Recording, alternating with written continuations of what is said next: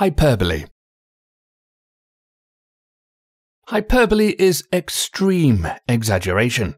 For example, this luggage weighs a ton.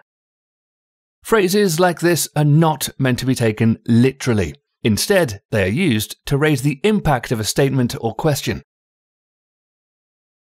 Other examples include, "I'm hungry enough to eat a horse." This emphasizes how hungry the writer is.